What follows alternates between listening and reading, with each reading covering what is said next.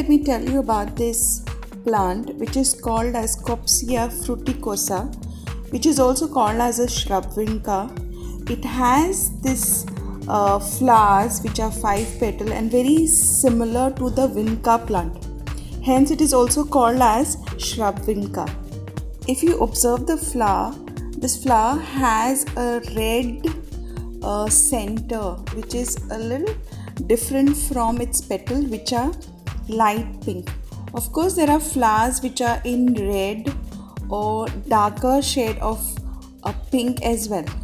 If you look at its foliage or its leaves, these are these opposite leaves which are oblong and has a wavy pattern on the leaf. It has this narrowness towards the end and very glossy and has this vein that creates a quilt kind of a texture. Very amazing to look at. This plant is an ornamental shrub because it produces lovely pink flowers throughout the year. It is usually planted in small groups and can be utilized as to create a barrier or a hedge. It can be grown in pots as well as in the ground. For the soil mixture for this plant, I have used 70% of garden soil and 30% of vermicompost. Of course, it requires a rich, well-draining soil, which is available for this plant. I had purchased this from a nursery and it was grown as a cutting, and for the period that it's there with me, it has grown to a considerable height and has given me flowers every 2 or 3 months. Now the peculiar feature of this plant is that it grows every month and it is constantly flowering.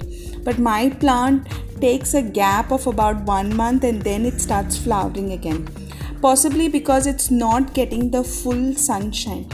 This plant requires full sunshine, and if that happens, it will continuously flower. I have kept this pot where it gets semi-shade. Now with some changes in the garden, it would be arranged where it will get full sunlight.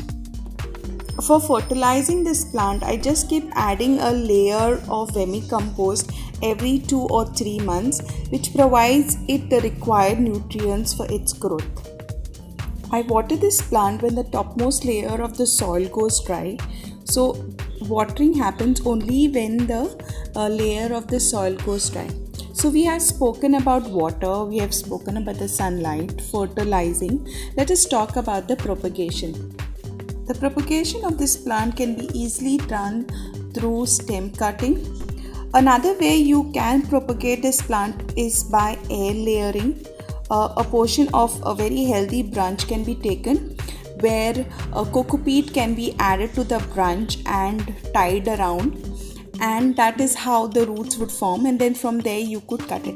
I will do an experiment on this particular plant with regards to its propagation using air layering, and then I would explain the process with you. This is a very easy to grow and highly adaptable plant. It can tolerate a neglect from a gardener like me, and it is easily accepting the setup it gets.